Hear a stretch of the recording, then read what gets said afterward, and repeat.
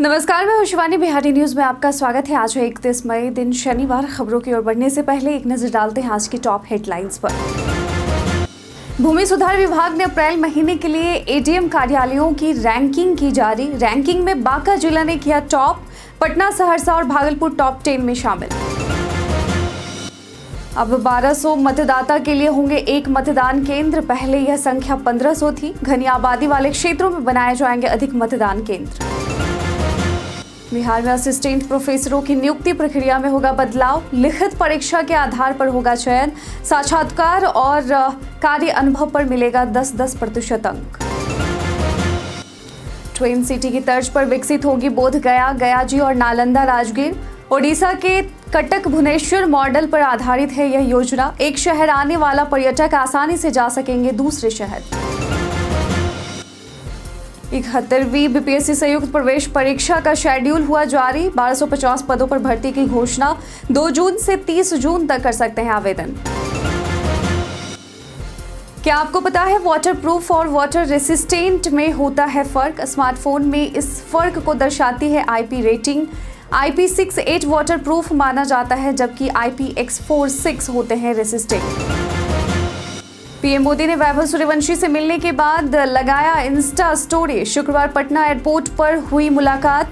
इस पोस्ट के बाद वैभव नाम सोशल मीडिया पर करने लगा ट्रेंड। तो ये थी आज की टॉप हेडलाइंस। अब नजर डालते हैं उन 25 बड़ी खबरों पर जो आपके लिए जानना है जरूरी। आईओबी में बैंक ऑफिसर के आवेदन के लिए आज आखिरी मौका।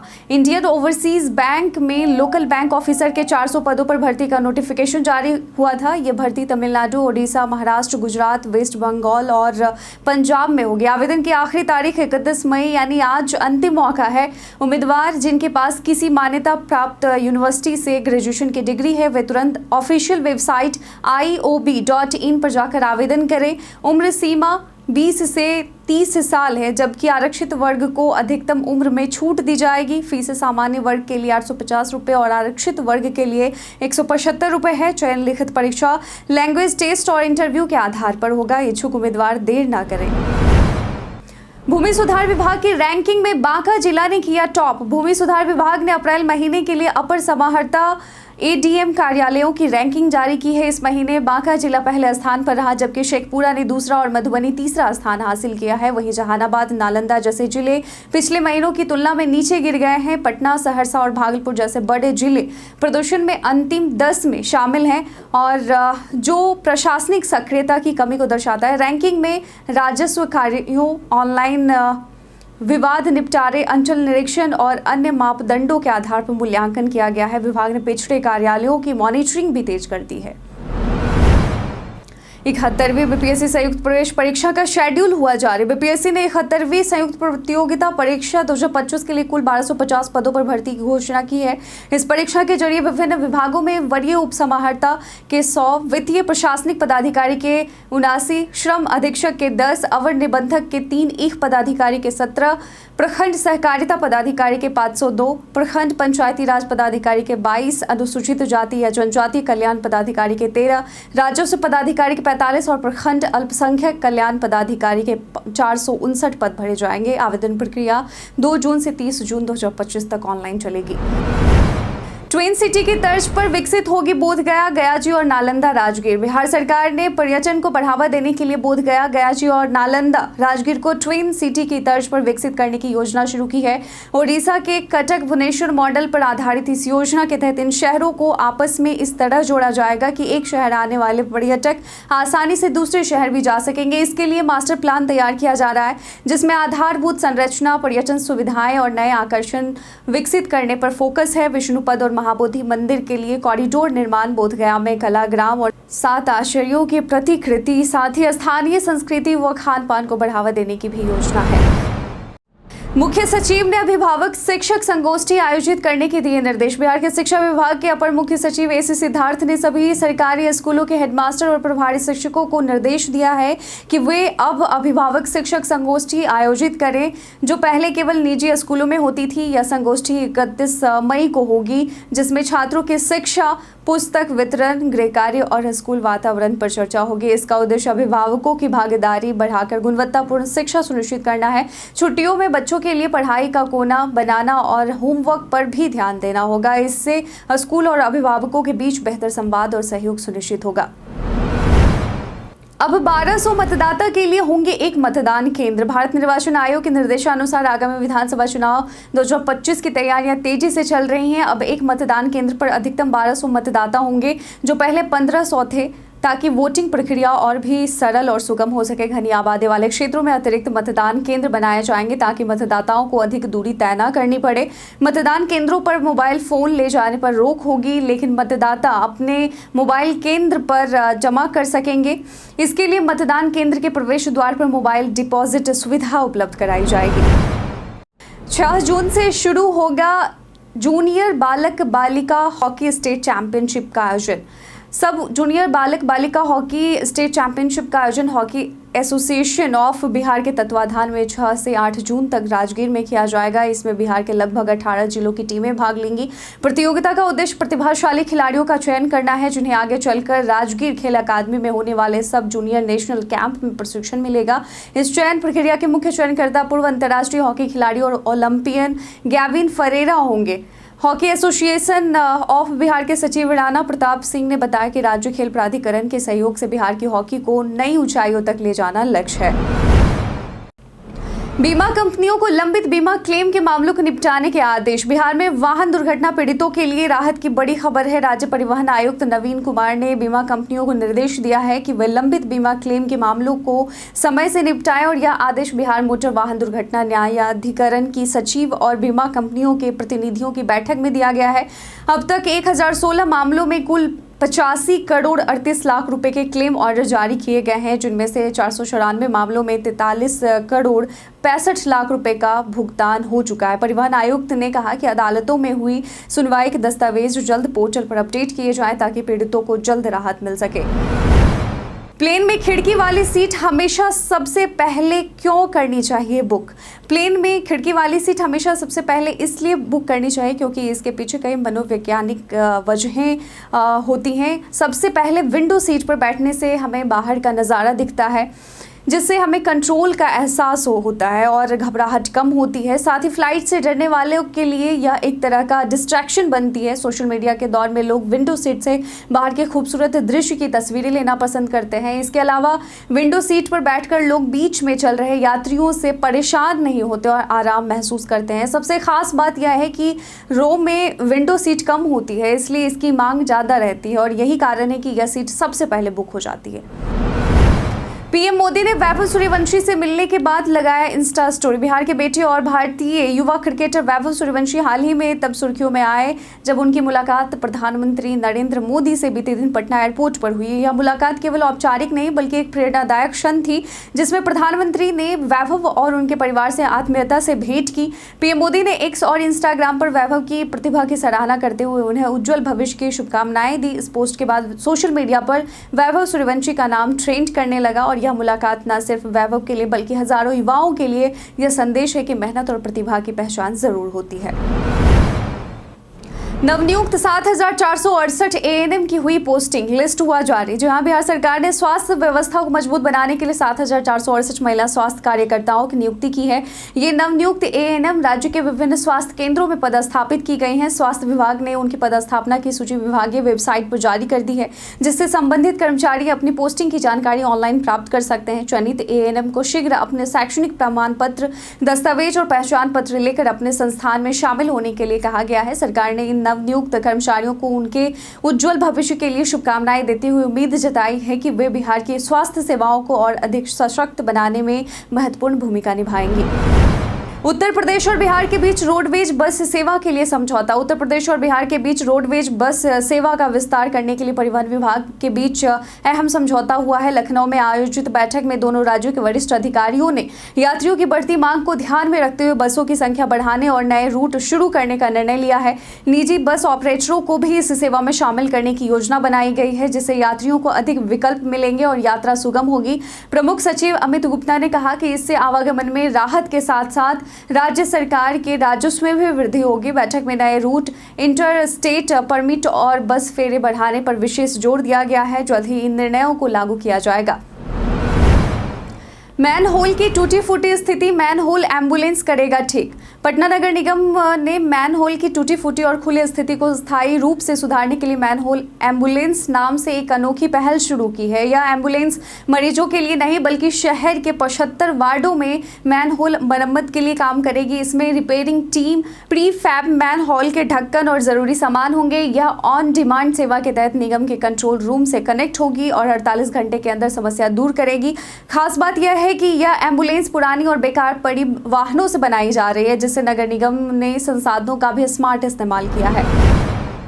सवर्ण जाति के विकास के लिए आयोग का हुआ गठन। बिहार में विधानसभा चुनाव से पहले मुख्यमंत्री नीतीश कुमार ने एक बड़ा राजनीतिक कदम उठाते हुए उच्च जाति यानी सवर्ण के विकास के लिए एक नए आयोग के गठन की घोषणा की है।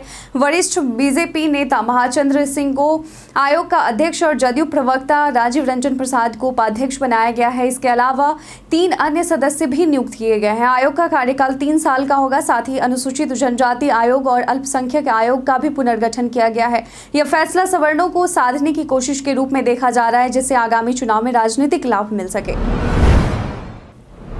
वाटरप्रूफ और वाटर रेसिस्टेंट में क्या होता है फर्क? स्मार्टफोन खरीदते समय वाटरप्रूफ और वाटर रेसिस्टेंट में फर्क समझना जरूरी है। वाटर रेसिस्टेंट फोन हल्की बारिश या छींटों से बच सकते हैं, लेकिन पूरी तरह पानी में डूबने पर खराब हो सकते हैं। इनमें एक खास कोटिंग होती है जो सीमित नमी से सुरक्षा देती है। वहीं वाटरप्रूफ फोन को खास तरह से सील किया जाता है ताकि पानी अंदर ना जा सके और ये गहरे पानी में भी सुरक्षित रहते हैं।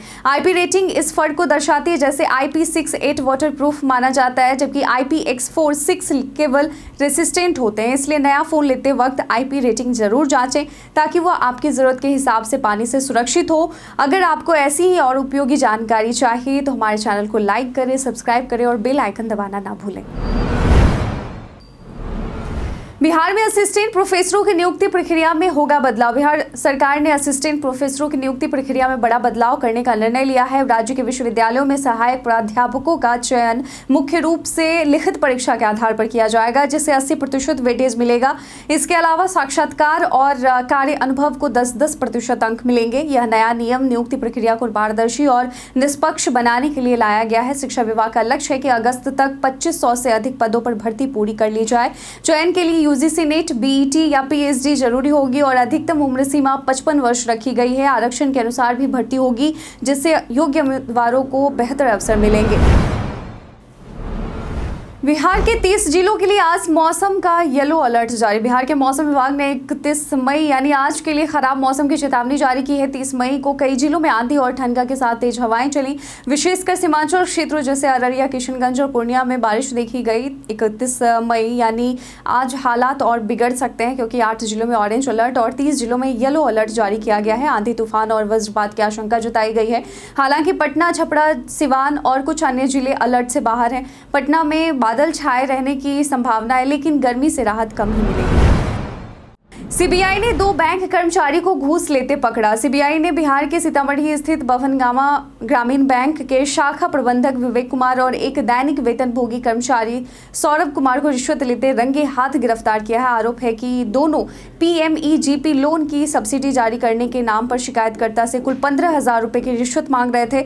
PMEGP योजना के तहत छोटे कारोबारियों को लोन और सब्सिडी दी जाती है, जिसे बैंक मैनेजर हड़पना चाहते थे। सीबीआई ने शिकायत मिलने के बाद जाल बिछाकर आरोपियों को गिरफ्तार किया। मामले में 29 मई को मामला दर्ज किया गया था।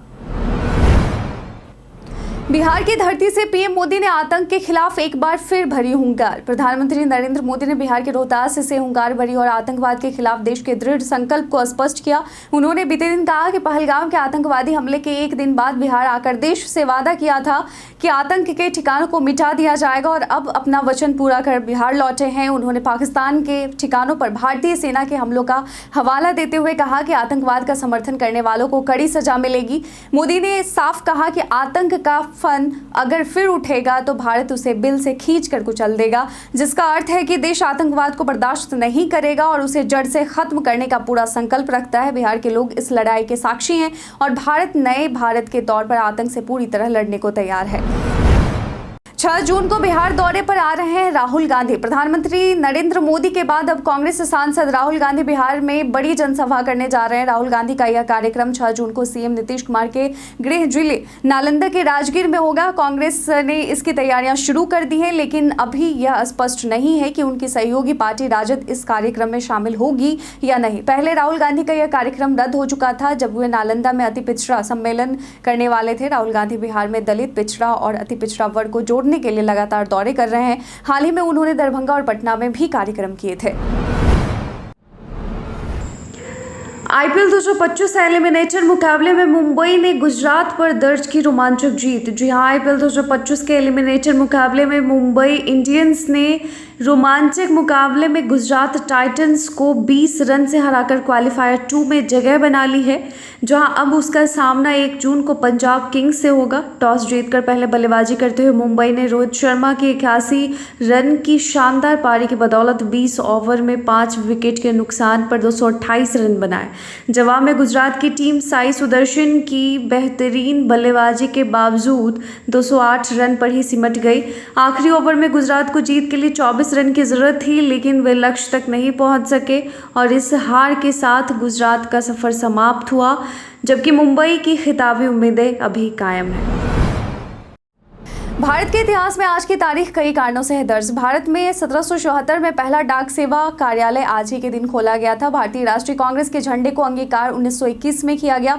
बौद्ध धर्मगुरु दलाई लामा को तिब्बत से निर्वासन के बाद भारत में 1959 को शरण दी गई।